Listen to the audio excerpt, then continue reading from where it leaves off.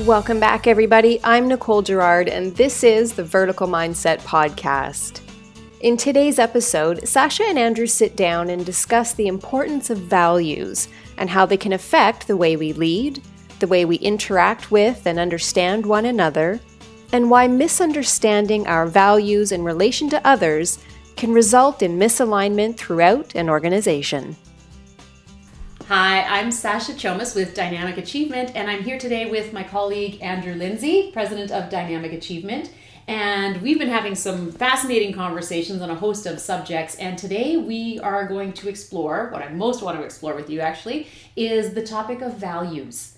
It's a word that gets bandied about. It's a word that gets, placed up on organizational walls and in corporate boardrooms, and yet I'm not as convinced that people really understand what the importance is of values in society for us as individuals, and certainly within our organizations. So that's where I'd like to start with you today, Andrew, is really just exploring why even have values, why are they important, why do we even need to be talking about them in terms of being leaders in our organizations, or just as leaders in our own lives?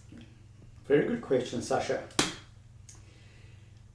If you think back to previous discussions we've ever had about the brain and the structure of the brain, we've spoken about the prefrontal cortex, the logical side of the brain, the problem-solving, decision-making part of the brain. But we've also spoken about the limbic brain, the emotional brain that needs social connections.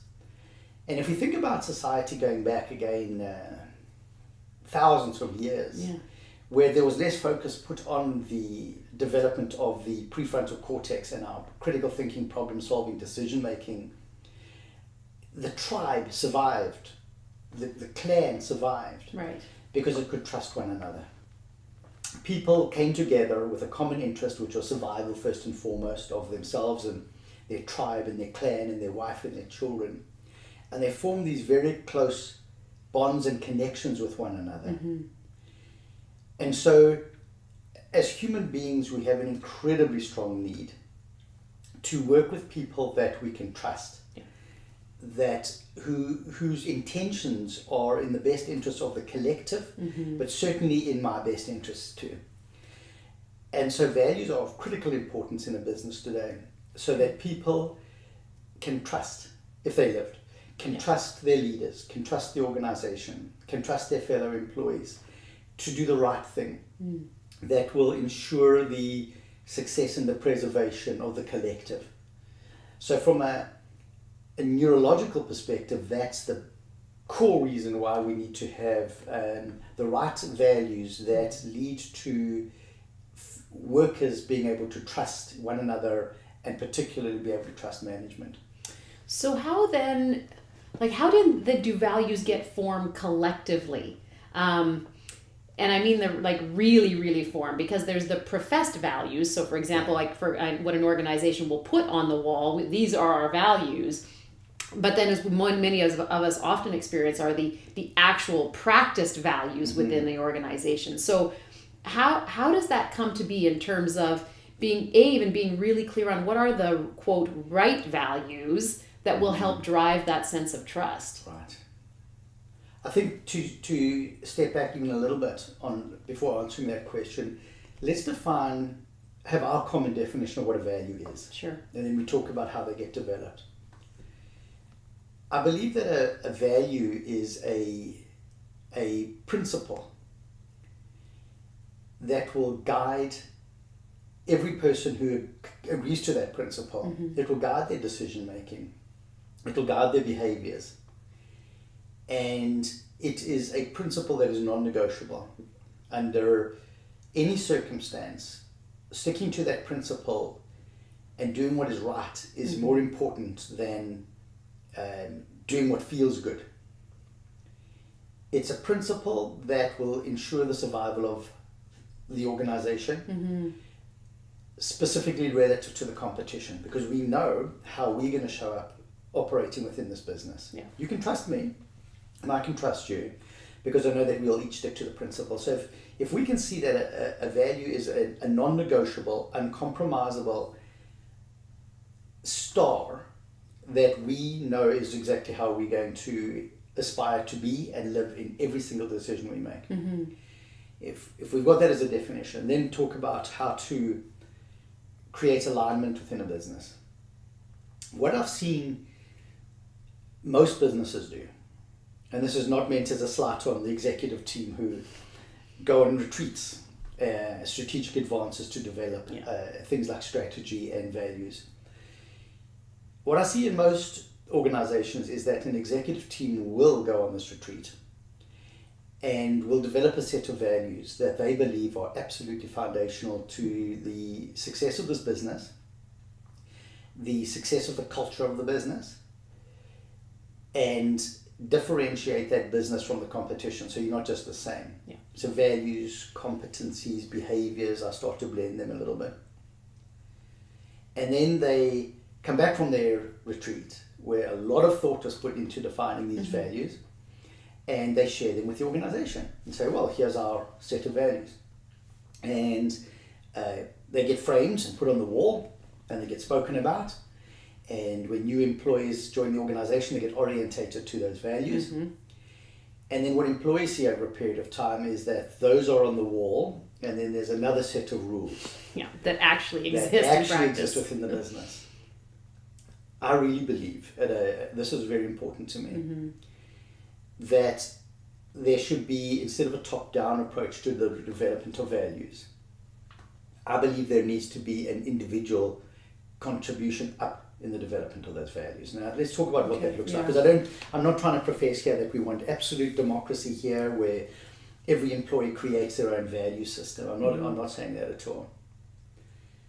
What I'm saying here is that I believe that you as a human being, you were raised a certain way by your parents in a certain environment, and that very, very deeply seated in you, very deeply, maybe not even if you don't verbally express it, you learn certain behaviors from the way you grew up.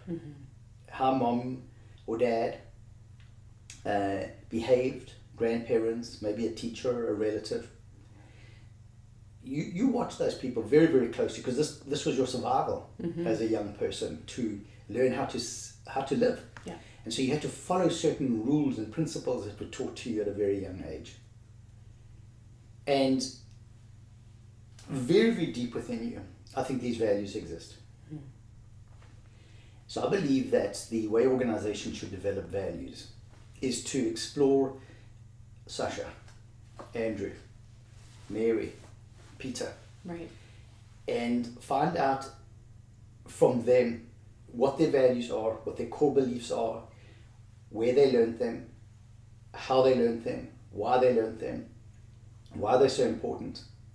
And what we're going to find is that when you dig deep, there's going to be an incredibly common set of values that comes from personal experience. Right. Either you were raised that way, or you were raised the exact opposite way and you wish you were raised that way. So even if you had bad childhood experiences, you certainly learned something very core that shaped who you are. And now I have a connection to something that I personally own, because I developed it, I created it from the deepest part of who I am. And now we bubble those up. And we say, so what do the values that we want now, that come from you and from me and from everybody around us, to be foundational to how our business is going to define itself from a values perspective? And those get collected from within the business and examined and themed to stuff that we can relate to. Right. And those become the company values of how are we going to work with one another. So it's a bottom-up approach, not an approach where it gets imposed down. Because when it gets imposed down, if I can just, finish this, it's going to be stuff like honesty, integrity, transparency. Those are the stuff that's going to come, but those are just words. But I haven't actually worked out what honesty is and why it's so important for me and from my upbringing. So I do believe in a bottom-up approach that gets themed, understood, integrated into the business, absolutely lived within the business. It becomes a core criteria against which we hire.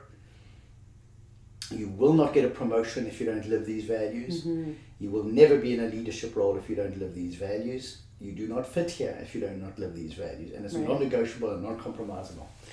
I love the approach and completely am in alignment with it, and certainly from an engagement perspective and an inclusive perspective.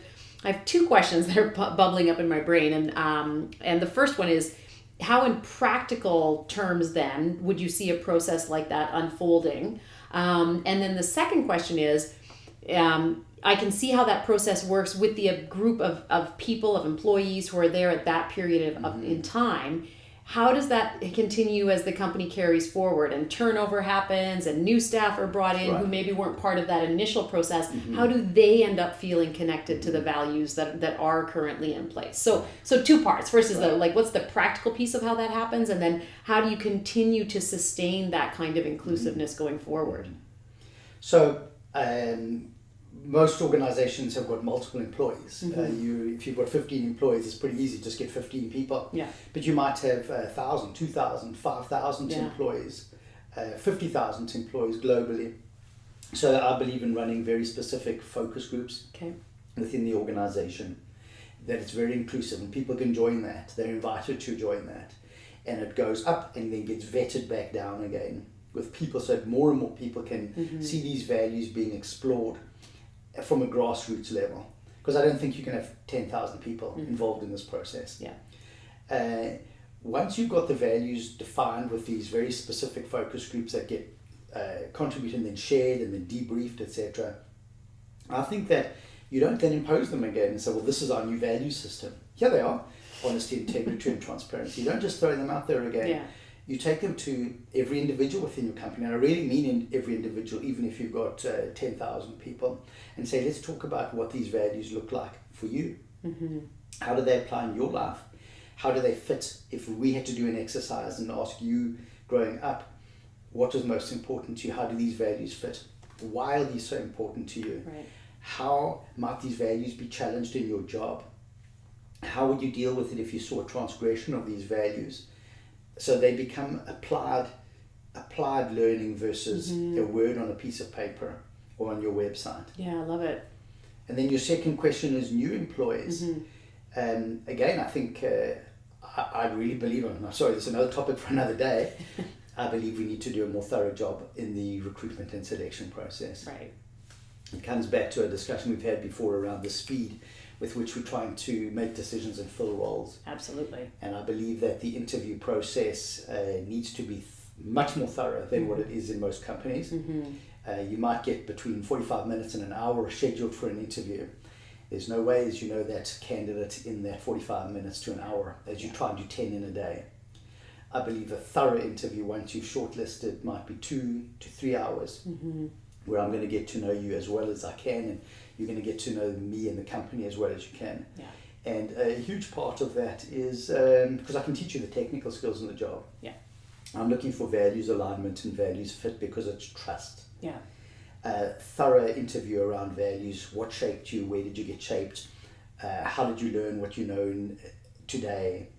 Deep exploration into the person as a human being, far before you go into what are their technical skills. The technical skills are just getting them in the door, but what I really believe makes successful business is having, at the deepest and most foundational level, a values fit and a values alignment with every new employee. So extensive time doing exploration of values before you hire a person.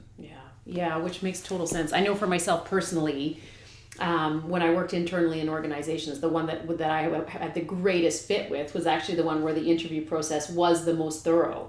And there were a couple of initial interviews, and then I was literally interviewed by the entire HR team, of which there were a dozen people, but it was the team getting to know me and me getting to know them. So we were all making a much more informed decision of, did we all see me as being part of this team? Was I a fit with their values, how they wanted to be, what their purpose was, all those sorts of things, which, again, just increases the fit. I think if I use 2 words to think about fit, I can use competence and confidence. And for me, confidence is around the issue of trust. Can I trust you? Confidence at its foundational root meaning of the word is around trust. Competence is your ability to do something, a skill. You've got a competency in it. You've sought out and acquired a certain skill. I believe that successful businesses are made up of people that I have confidence in and trust and have relationship, coming back to the limbic brain and the connection I have. And it comes long before confidence in you. Right. That and I makes think if you sense. think about it in a sales role, imagine if you show up in a sales role and you've got all the technical competence in the world, but I don't trust you. Yeah. I'm not going to buy from you. No. And so we are buying work from the employer. We're creating relationships with customers, and the values in the organization must give one another the ability to trust each other at a very deep level, particularly to trust management. Right. I have to trust leadership. And I think there's a gap there. Yeah, I fully would agree. Let me even back this up another step. Let's even start with, for myself as an individual, and I put myself in the shoes of any leader in an organization, or even an employee in an organization. Let's say I'm not really clear on what my values are. Because, for example, I see words that I think would be great as a value. Oh, sure, integrity. Of course, that's a value of mine. And I know people will do the exercises where they'll see, values on a list and check mark. Oh, these are the values I'd like to have, or I think I should have, believe I may have. But how do I really, really know what my values are? What's part of the exploration process you would take people through to get really clear on what their values are? Good. Well, part of the work that we do in values clarification, actually we do 4, 5 or 6, I can't remember the exact number of exercises. But the first one will be, I want you to think back at your early childhood and the people who shaped you the most. And it could be good shaping or bad shaping that you liked or didn't like. Who were those people who shaped you in the first place? So let's try it with you, for example. Sure. Who shaped you that had the biggest impact on your life if you look back now? Well, certainly initially my parents. Anyone specifically within your parents? It would be my mom, my mom more so than my dad. I have values from both of them for sure, but my mom, I think, would stand out for me more so as someone who really helped shape who I am, I think, today. Okay. Now, if I ask you to look at your relationship with your mom from the youngest person, what did your mother do that you learned the most from and it helped to shape your values? She did stuff as she raised you that created certain values and certain ways of viewing the world. Can you think of a characteristic in your mom that you so admired and you wanted to be like that? Yeah. Kindness, absolutely. My mom was and still is an exceedingly kind human being. Right. She was my mother. She was also a teacher in the school system that I went through. So in a couple of grades, she was my teacher, in fact. So I not only got to witness her as my mom, but as a teacher to all of these to my peers at the same time. And my mom always had a reputation as a teacher for being like the kindest teacher. She's the teacher that, 10, 20 years after they graduated, the students are still contacting her. Right. So for sure, that's the big one that stands out with my mom. So now you've raised the word of kindness, but I don't actually know what kindness means. Kindness could have many interpretations. Kindness could be generous, it could be sweet, it could be forgiving. What did your mom do that was so kind to you and to others? Which is a great point. So in that sense, then, kindness was really about, she would give people her full attention and presence. Like my mom always made time for people. She was not in a rush around, having to get, students out the door, so to speak. She would stay after if students needed to talk to her. And as a parent, like as my mom, I just remember my mom always being there for myself and for my brother. If ever we needed something or we were upset, it was just that attention and that presence and that support. So let me just, I know I'm extrapolating a little quicker here than we would typically go. So having a deep relationship with someone who values you and is not in a rush, but they're there for you, they are present and listen to you, would be critical in your relationship with your boss, in your relationship with your peers, and the relationship with the business that you'd like to work in. Relationships, kindness, trust, listening is a core value of yours. Fits me, doesn't it? You see, so that's great. where values comes from. One of the exercises to actually look at you and say, what's so important to you based on what you brought up. Because now if there's a breach in an organization around kindness and you find people critical or judgmental or punitive or uncaring or egotistical, anything that's contrary to kindness is going to rub you the wrong way within a business and not going to help you want to contribute and perform within that business. So I've now learned a whole lot about you here. And imagine if we can get through exercises this kind of stuff to bubble up in the organization and theme it. And imagine again if I'm your boss and I have this conversation with you and what you and I can learn about one another. And it should be reciprocal. Absolutely. Equal. You can ask me the same questions. So one of the exercises is to look at how you were raised, what was core to your upbringing, and is so deeply entrenched in your expectations of other people today. Another exercise we do is to look at the leaders around your business and to say, well, let me pick a specific leader and qualities that I like or don't like about them.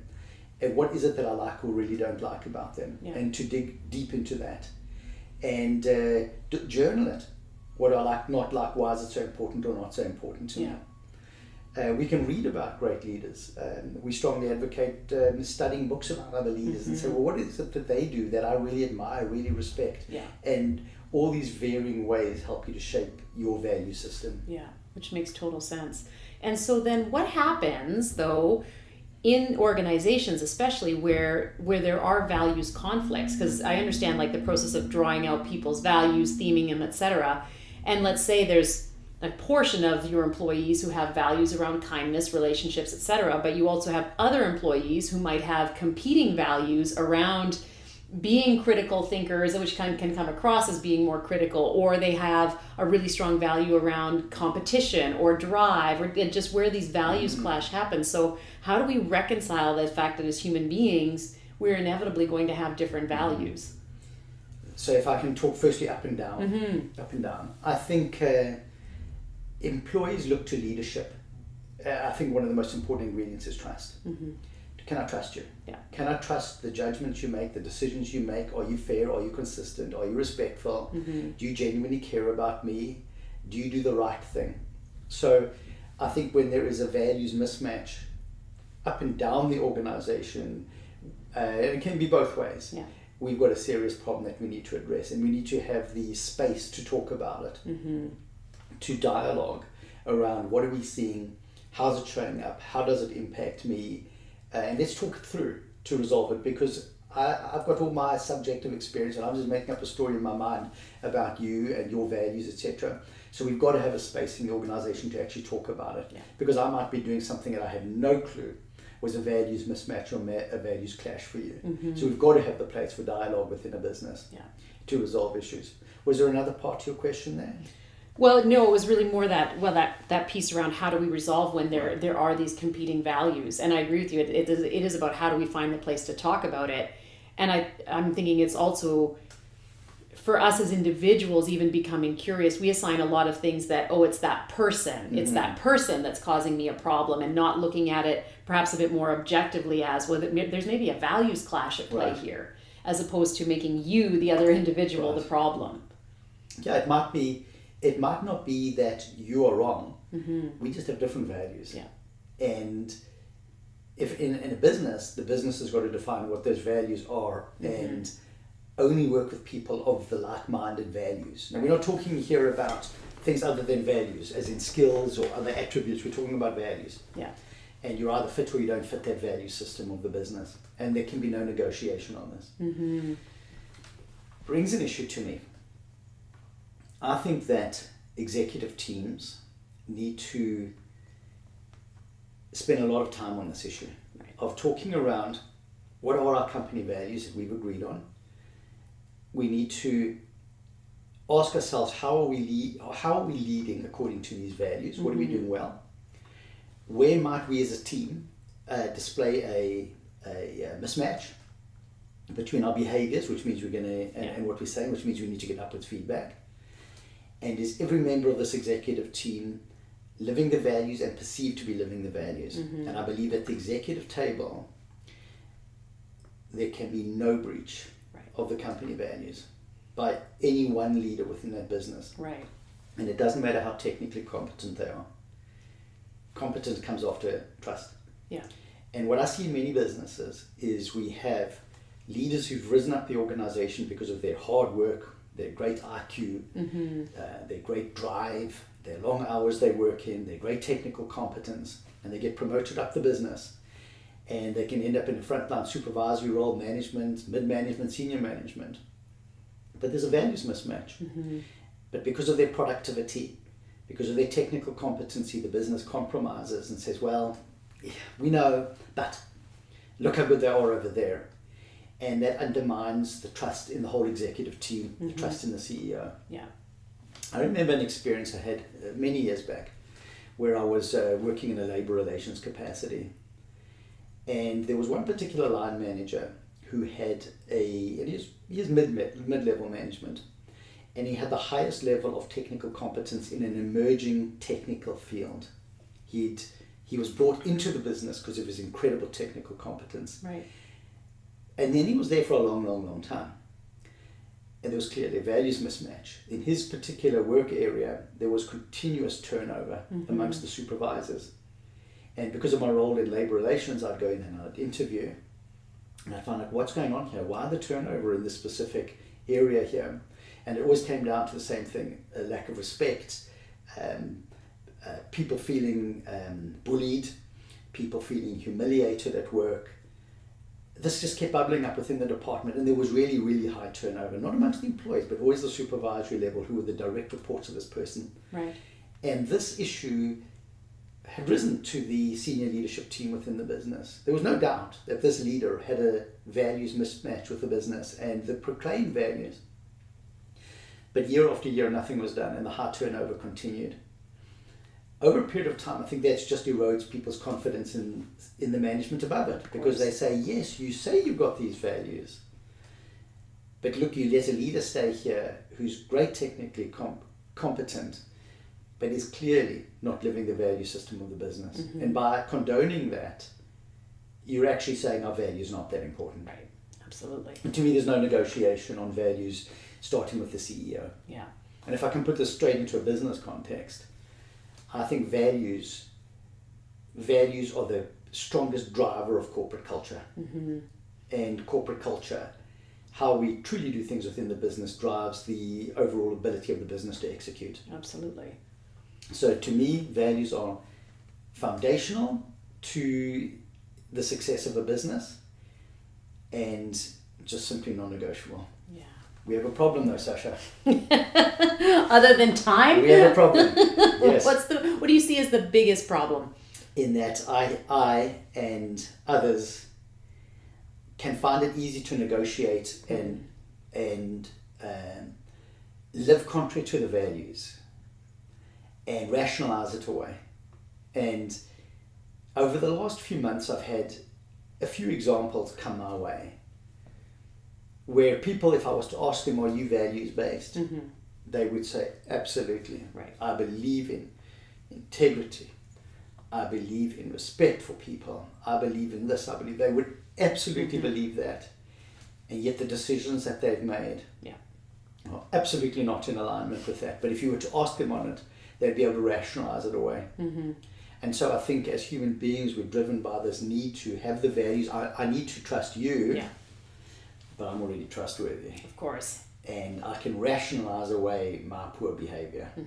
And I think so as leaders, we've really got to look deep within and ask ourselves, do we truly live the values that we proclaim within the business? Yeah, I would absolutely agree with that. And it's one of the things I certainly see all the time in the work I do with organizations is that people are very quick, of course, to point outwards and not anywhere near as good at really, really being aware of where have I breached those values. Yes. Even if I say that, I want to be in partnership with you, and yet I won't talk to you about every time you rub me the wrong way, or, there's something about you that bothers me. Well, I can't really be in partnership with you if I'm not willing to be open and upfront about what's happening between us. Right. And I see this occur a lot.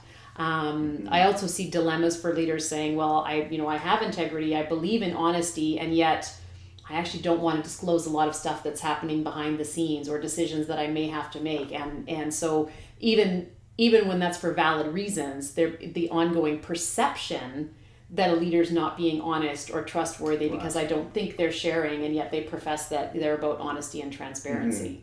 So a lot of these issues that show up in the mix. So what's the fix?